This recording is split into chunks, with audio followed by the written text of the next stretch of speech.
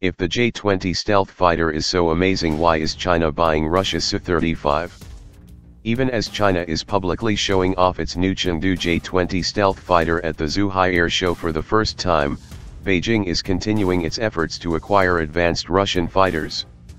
Indeed, while a pair of J-20s garnered the attention of the world's media, the Russian government quietly announced that it has started work on building 24 Sukhoi Su-35 Flanker-E fighters for the Chinese People's Liberation Army Air Force, PLAAF. China signed a contract for the delivery of 24 Su-35s in November 2015 worth at least $2 billion. Delivery of these aircraft to China will be carried out under the terms defined by the relevant contract, Vladimir Zhuhai, Deputy Director of Russia's Federal Service for Military Technical Cooperation, told the Moscow-based TASS news agency. "We are now carrying out the execution of the first phase of our contractual obligations. As such, Russia is expected to deliver 4 Su-35s to the PLAAF before the end of the year. The remaining Su-35s are expected to be delivered within the next 3 years. But given the Kremlin's previous experiences with selling China advanced technology, Moscow has insisted on agreements to secure Russian intellectual property on board the Su-35. In previous years, the Chinese reverse-engineered older versions of the Flanker into the Shenyang J-11, J-15, and J-16 series of aircraft. We established a Russian-Chinese working group for the purposes of practical implementation of this agreement, which held a regular meeting in September this year," Zhuhai said. Despite whatever agreement Beijing might have signed with Moscow, the Chinese are almost certainly interested in the Su-35 to harvest its technology. While the current configuration of the J-20 externally resembles a genuine fifth-generation fighter in several respects, China remains woefully lacking in engine and mission systems avionics technology.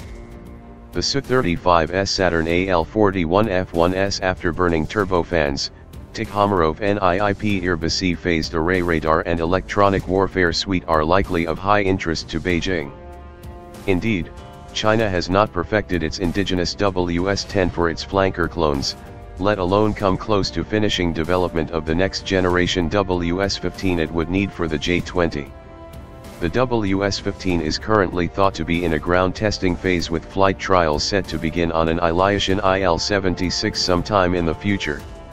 In fact, China has not demonstrated it can build any reliable jet engine, and that's including designs that it basically stole from Russia. Indeed, the J-20 currently appears to be powered by twin Russian-built Saturn AL-31F engines found on the Sukhoi Su-27 and its many Chinese knockoffs. The addition of the Russian-built AL-41F1S series engines might provide a solution to Beijing's engine woes. There are indications that the J-20 carries an active electronically scanned array radar, AESA. Allegedly, the J-20 would be fitted with the Type 1475, also referred to as the KLJ-5 radar, which is supposedly being tested on a China test flight establishment-owned Tupolev 2204. However, there is no way to confirm that information because the PLAAF isn't all that forthcoming about sharing information concerning its developmental projects. However, Russian radar technology is generally believed to be ahead of China's, and it is certainly possible Beijing could glean valuable technical insights from the IRBC. The one advantage the Chinese have over the Russians is in the realm of electro-optical/infrared targeting systems, where Moscow has lagged behind in the wake of the post-Soviet economic meltdown of the 1990s. Indeed, the J-20 does appear to have an electro-optical targeting system, EOTS, mounted under the nose, which could be the Beijing A-Star Science and Technology EOTS-89. But there is no publicly, and reliable, data available about the performance of that sensor. It is very likely it does not match the performance of American or Israeli systems. Certainly, the J-20 does represent a leap forward for the Chinese defense aerospace industry. One day, China will be able to develop and build its own jet engines as well as create world-class mission systems avionics, especially given the investment Beijing continues to make into the defense aerospace sector. However, that day is not today. If the J-20 was really as capable as some would have you believe, Beijing wouldn't bother with buying a token fleet of Su-35s, there would simply be no point in doing so.